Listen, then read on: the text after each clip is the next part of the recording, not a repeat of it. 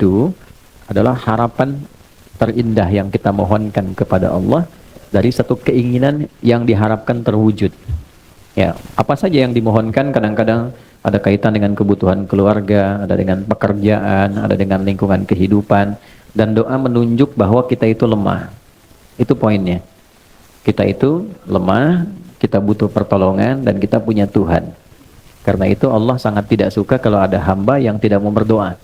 Innal ladzina yastakbiruna an ibadati, sungguh orang yang menyimpulkan bahwa dia itu cukup hebat sehingga tidak mau berdoa, maka nanti diberikan oleh Allah satu tantangan untuk selamat dari neraka jahanam saat kembali ke akhirat kelak. Kalau memang kamu hebat, gak butuh doa, ya kamu silahkan lepaskan diri dari ancaman neraka jahanam itu. Nah, dengan berdoa menunjukkan kita lemah. Dengan berdoa menunjukkan kita tidak bisa menguasai segalanya. Jadi kalaupun menata pekerjaan, tidak harus menguasai semuanya. Karena tidak mungkin kita bisa melakukan segala hal harus kita kuasai. Apa yang kita bisa optimalkan, jadikan itu sebagai titik fokusnya, yang lainnya melengkapi satu dengan yang lainnya. Kemudian dalam berdoa itu nanti ada beberapa etika, adab, yang kalau kita kerjakan dengan adab itu mempercepat terkabulnya doa. Sama kayak anak minta ke orang tua, dengan adab kan lebih cepat diberikan dibandingkan dengan sekedar meminta tanpa adab. Yang ada malah orang tua bisa merespon dengan respon yang tidak diharapkan. Maka yang pertama, adab itu ada yang terkait waktu, kedua ada yang terkait tempat, ketiga ada yang terkait dengan keadaan. Misal, terkait dengan waktu, doa yang dipanjatkan di pertengahan malam itu berbeda waktunya dengan yang dipanjatkan dalam keadaan siang. Nah, kehusyuannya pun akan lain. Jadi kalau teman-teman buka Quran surah ke-73 Al-Muzammil di ayat yang ke-6, ya apalagi ini dipanjatkan dalam keadaan tahajud misalnya, itu sentuhan ke hatinya lain. Inna nasyi'atal laili hiya ashaddu wata'aw wa aqwamu qila. Sungguh bangun malam itu supaya kita bisa bermunajat, itu keheningan malam bisa mengantarkan kehusyuan pada permohonan kita sehingga menyentuh kepada jiwa. Karena gangguannya nggak banyak. Makanya tahajud itu kenapa utama walaupun sholat sunnah? Karena memang malam ini kita bisa melepaskan dari kepenatan dunia, menghilangkan dari berbagai macam perhatian yang memungkinkan kita tidak khusyuk dalam ibadah. Kalau siang kan yang lihat banyak, ya kan? Ya, kalau ke masjid lagi sendirian khusyuk, begitu banyak orang makin meningkat, gitu kan? Nah, kalau malam siapa yang mau perhatikan? Riaknya tipis, ya. Kemudian sum'ah pengen didengar orang juga tipis karena nggak semua orang bangun. Nah, makanya kalau ada masalah yang urgent ya, teman-teman yang ibu ataupun teman-teman yang ikhwan, biasakan bangun malam. Minta sama Allah. Ya, waktu yang paling enak itu kalau sekarang subuh misalnya jam 4:44 lah ya, kurang lebih gitu ya. 4:44. Misal Anda bisa bangun dari setengah 4, jam 4 gitu. Nah, 4 ke setengah 5 itu namanya waktu sahar. Waktu sahar itu waktu paling bagus-bagusnya untuk istighfar dan berdoa. Ya, di situ ada petunjuknya di Quran surah ke-51 ayat ke-18. Wabil ashari hum yastaghfirun. Ada kebiasaan satu keluarga itu orang-orang yang menghidupkan waktu akhir malam menjelang subuh dengan istighfar, mengoreksi diri. Bisa dilakukan dengan keluarga kompak. Ya, misalnya habis tahajud, walaupun tidak harus panjang-panjang, tidak harus banyak rakaatnya. Misal cukup 2 rakaat, setelah itu witirnya 1 rakaat misalnya. Jangan paksakan yang tinggi-tinggi dulu sampai Al-Baqarah rakaat pertama misalnya kan. Baik, atau seterusnya. Cukup misalnya pertama Al-Falaq, rakaat kedua An-Nas, nanti witirnya Al-Ikhlas. Ya, itu untuk memulai. Nanti kalau sudah rasanya makin enak, tingkat lagi 4 rakaat, suratnya tambah. Nah, poinnya adalah kadang-kadang suka lupa habis tahajud selesai begitu saja. Tidak. Sunnah yang kedua istighfar. Nah, astagfirullahaladzim kan? Astagfirullahaladzim. Itu yang paling pendek. Astagfirullahaladzim alladzi la ilaha illa huwal hayyul qayyum wa atubu ilaih. Itu agak panjang. Tapi kalau mau detil dengan fikih Qur'annya, mulai dari suami. Ya kan? Minta maaf sama istri. Sayang, aku mohon maaf kalau selama ini belum jadi suami yang baik. Kadang tidak mengerti keadaan kamu, kadang aku memaksakan yang bukan di luar kemampuanmu. Aku minta maaf kalau saatnya mesti kembali kepada Allah ternyata belum baik di hadapan Allah. Terus istighfar. Astagfirullah, ya Allah ampuni saya. Ampuni saya. Respon sama istri. Bang, aku juga mohon maaf selama ini belum jadi istri yang baik, sering ngeluh sama kamu, kadang-kadang tidak jujur. Dia minta, ya Allah ampuni kami. Nah itu saat bersama-sama, ya Allah ampuni kami, itu rasanya lain ke hati. Nah itulah sakinah yang mempercepat itu datang. Yang beda ketika sendiri, dan itu sifat korektif kolegial, mengoreksi diri dengan bersama-sama dalam konteks berkeluarga, itu diajarkan di Al-Quran. Apalagi ada anak misalnya, tuh si kakak bilang ikut tahajud malam, mama papa aku minta maaf, selama ini belum jadi anak yang baik, selama ini sering nyakitin mama papa, itu semua istighfar, ya Allah ampuni kami ya Allah, sayangi kami ya Allah. Itu kalau bisa dibiasakan, apalagi tiap malam bisa sholat dan demikian, itu keluarga terjaga dalam keharmonian. Keluarga terjaga dalam keharmonisan, selalu harmoni, ketenangan. Dan yang paling indah adalah disitulah saat doa terkabulkan. Ya, ibadi itu hadis kutsinya, hambaku, kan? Engkau mau minta apa? Engkau mau minta apa? Ya, man istaghfara ghafartulah. Siapa yang istighfar, aku ampuni. Istighfar itu kan mengoreksi diri kita. Artinya mohon maaf, setiap orang kan pasti punya kekurangan. Jadi kalau seorang suami, seorang ayah dengan segala kerendahan hati, dia mengoreksi dirinya, tahu ada potensi kuat untuk berubah. Ketika Allah ampuni, kesalahannya dihilangkan, kesolehannya dimunculkan. Jadi ciri orang yang diampuni itu, perbuatan salahnya hilang, solehnya muncul. Lisan itu kurang baik. Bagaimana diampuni dosa lisan? Berubahlah tampilan lisan ini dengan berkata yang baik dan ditinggalkan yang tidak baik yang sebelumnya dilakukan perbuatan itu. Itu poinnya. Ya, kita ingin bertobat dari harta yang haram, maka perbuatan yang mengantarkan pada haram jadi hilang, yang halal jadi muncul. Itu tanda penerimaan tobat di hadapan Allah. Terjadi perubahan kebaikan. Nah, sama kalau tadi di rumah tangga ada korektif, sifat mengoreksi kepada diri, lalu diampuni oleh Allah yang salah-salah itu, terjadilah perbaikan. Kebiasaan yang kurang bagusnya berubah menjadi baik. Itu potensi tertingginya dilakukan pada waktu apa? Pada tahajud, di waktu sahar. Kemudian man sa'ala, ya, a'ta, siapa yang meminta, Allah berikan. Ya, man su'ila a'ta, siapa yang meminta kepada Allah dimintakan kemudian diberikan. Kemudian, nah ini poinnya. Perhatikan baik-baik, ini kalimatnya. Wa man da'a ajaba, siapa yang berdoa dijawab. Nah, jadi biasakan kalau ingin berdoa bisa diisi dengan istighfar terlebih dahulu. Makanya sebelum kita doa pasca sholat kan istighfar dulu. Istighfar, Allahumma antas salam, kemudian yang subhanallah, alhamdulillah, Allahu akbar, baru kesananya turunan ada doa kan. Ya, bagaimana minta dalam keadaan kotor?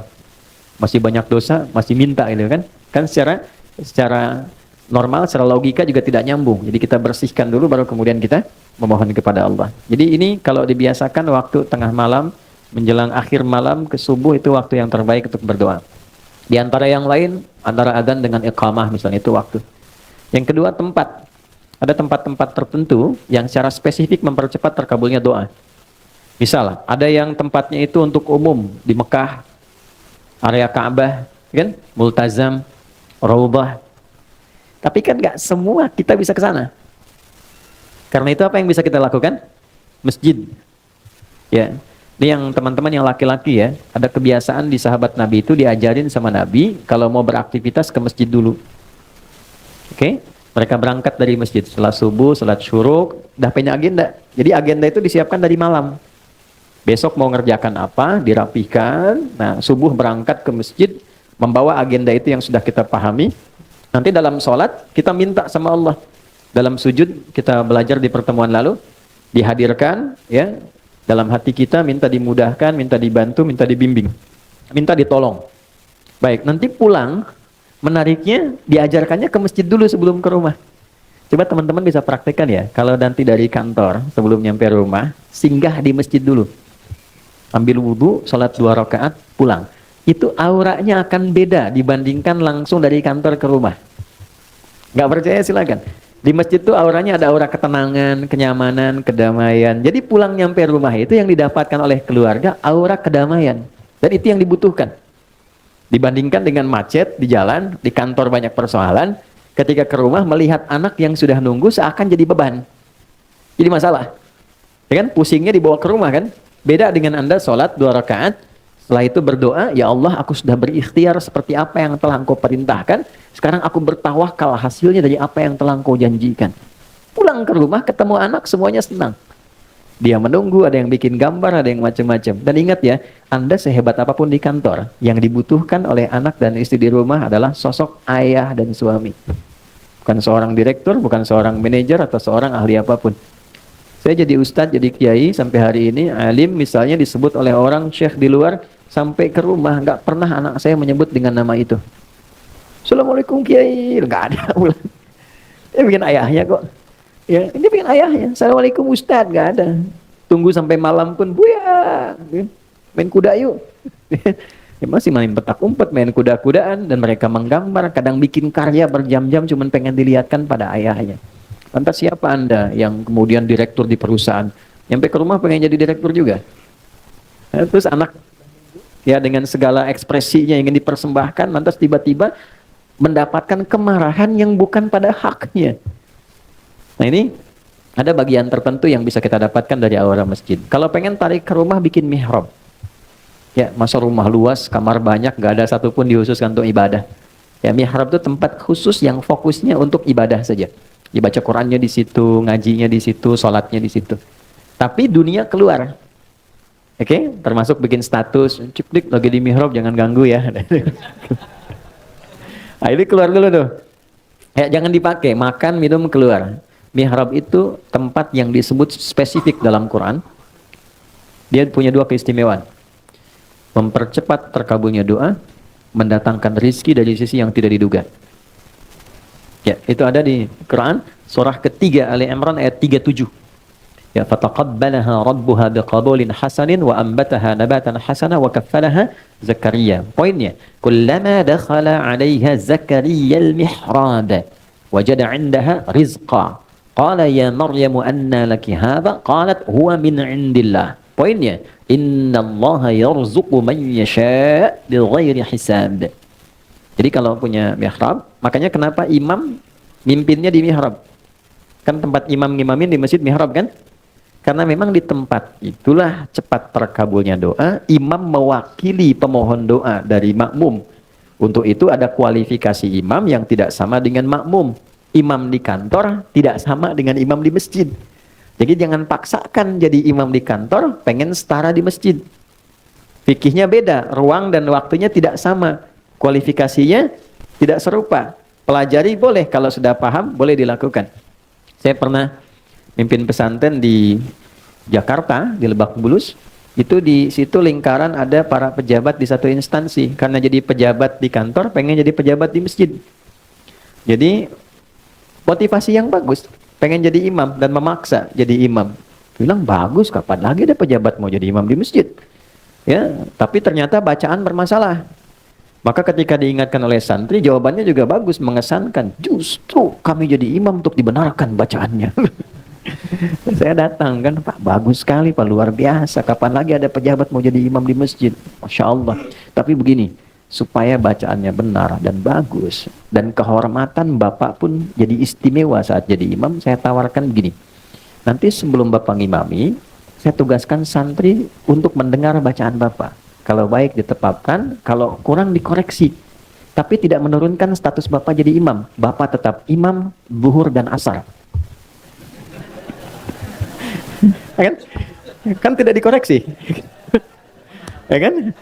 Yang penting bagi pejabat kan nggak turun jabatan. Ya kan?